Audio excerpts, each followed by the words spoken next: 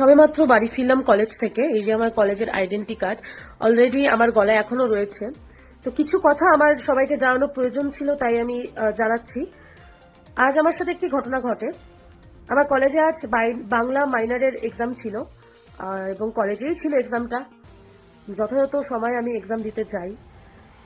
কলেজের একজন ইউনিয়ন দাদা, তিনি বেশ কিছু দিন থেকেই আমাকে ফোন কল করতে থাকেন, মেসেজ করতে থাকেন, তবে আমি সেটা ইগনোর করে যাই।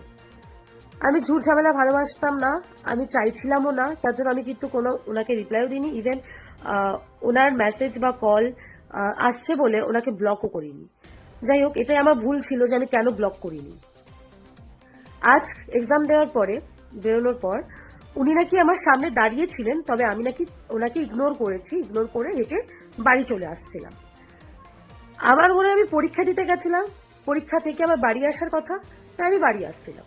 যেহেতু কলেজ থেকে আমাদের স্টেশন বেশি দূর না, তো আমি হেঁটে হেঁটে একা একা বাড়ি আসলাম, বিকজ আমার সাথে যারা আর কি যায় এখান থেকে তাদের বাংলা ছিল না। একা একা বাড়ি আসছিলাম। আসলে উনি আমার পিছু নিয়ে এসে রাস্তার মধ্যে হঠাৎ করে উনি আমার সামনে ওনার বাইক এনে থামানোর পরে আমি যখন জিজ্ঞাসা করি আপনি মানে এটা কেন করছেন, তখন ওনার কথা এটা ছিল, আমার বাইকের পেছনে উঠে বসো। আমি যখন জিজ্ঞাসা করি কেন, তখন উনি বললেন যে তোমাকে একটা জায়গায় নিয়ে যাব, আমার বাইকের পেছনে উঠে বসো, তোমাকে বলছি বসতে। আমার একটাই প্রশ্ন, এটা আমার সবার কাছে প্রশ্ন, আচ্ছা আমাদের মেয়েদের কি না বলার কোনো অধিকার নেই? আমরা কি না বলতে পারি না কাউকে?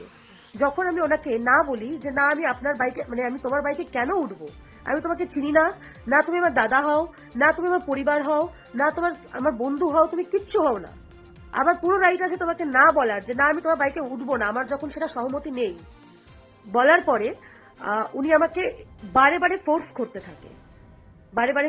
থাকে, উনি গাড়ি থেকে নামতে শুরু করেন।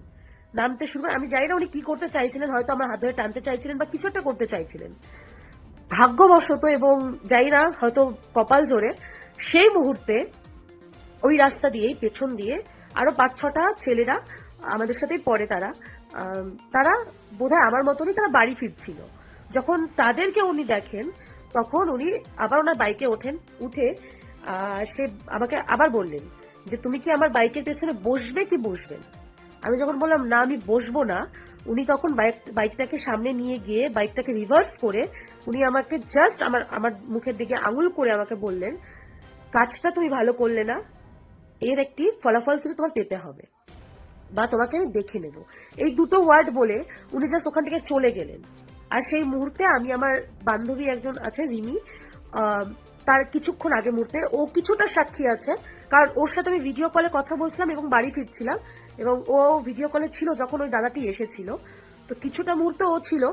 তবে আজ আমার সাথে যে ঘটনাটি ঘটেছে, সত্যি কথা বলতে আমার মনে হয় কলেজেও আমরা যেতে পারবো না, পড়াশোনাটুকুও আমাদের হয়তো হবে না। কারণ আমরা যখন প্রতিবাদ করতে নামবো, তখন আমাদের কসবা অথবা আর্জি করার মতন ঘটনা ঘটবে। প্রতিবাদ না করলে লোকে বলবে তুমি তাহলে কেন প্রতিবাদ করলে না। আমি ঠিক বুঝে উঠতে পারছি না যে আমরা মেয়ে হয়ে জন্মটা কেন হলাম। আমার প্রশ্ন করা উচিত ছিল আমার মা বাবাকে, যে কেন তারা মেয়ে হয়ে আমাকে জন্ম দিলেন, আমি মেয়ের সন্তান হয়ে কেন জন্ম নিলাম। কারণ আমি তো প্রতিবাদ করতে পারবো না। প্রতিবাদ করতে গেলে তখন হাজারো মানুষের হাজারো কথা, কি হয়েছিল, কেন হয়েছিল, কেন, কিসের জন্য। সামনে 9ই ফেব্রুয়ারি সেই আরজি করের তিলোত্তমার জন্মদিন। তাহলে এই জন্মদিনটা কি তার বেঁচে থাকার কোনো অধিকার ছিল না? সে কি এমনি এমনি এত কষ্ট করে পড়াশোনা করেছিল? আজ তাকে তার কাজের ক্ষেত্রে তাকে মৃত্যুবরণ করে নিতে হলো।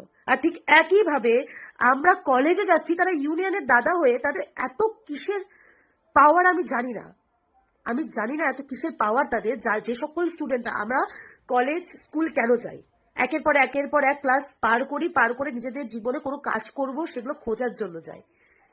ইউনিয়ন কেন তৈরি করা হয় আমি তাও জানি না, আর তারা সেটা কেনই বা করে। আচ্ছা কলেজও বা কেন অ্যালাউ করে প্রতিটা মুহূর্তে পরীক্ষা দিতে বলবে ইউনিয়নের দাদারা ক্লাসের মধ্যে ঢুকে যাচ্ছে, পরীক্ষা হলে ঢুকে যাচ্ছে, অদ্ভুত একটা বিহেভিয়ার। আজকে যে ঘটনাটি ঘটেছে আমার সাথে, এটি আমার সাথে আরো বেশি কিছু ঘটতে পারতো। খালি হয়তো আমি ব্রেভ ছিলাম বলে আমি ওটা প্রতিবাদ করেছি, বা আশেপাশে আরো লোকজন ছিল বলে উনি কিছু করতে পারেননি, বা ওনার সাহস হয়ে ওঠেনি। কিন্তু এই সাহসটা যদি উনি আরেকটু দেখাতেন, তাহলে আমি জানি না এক্স্যাক্টলি আমি এই ভিডিওটুকু করতে পারতাম কিনা। আজ পৃথিবী বা আজ আমাদের পশ্চিমবঙ্গটি কি জায়গায় গিয়ে পৌঁছেছে, ধারণার বাইরে, ধারণার বাইরে। আজকে আমার সাথে যে ঘটনাটি ঘটলো, আমি জানি না কারা আমার সাথে রিলেট করতে পারছো যে তারা কলেজে গিয়ে ইউনিয়নের দাদাদের কাছ থেকে হ্যারাসমেন্টের শিকার হয়েছে কিনা। আমি হয়েছি, তাই আমি এই ভিডিওটা করলাম আজকে।